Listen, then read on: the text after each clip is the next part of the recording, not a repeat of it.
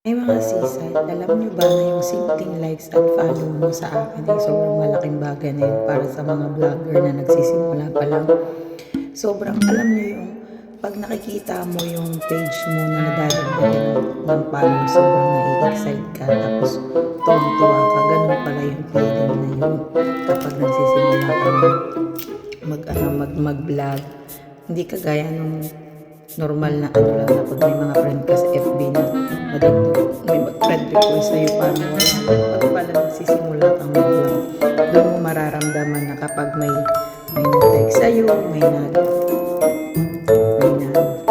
follow sa'yo, sobrang pinatutuwa mo kasi nadadagdagan araw-araw excited ka. Tingnan yung page mo kung nadagdagan ba, yung like mo nadagdagan ba.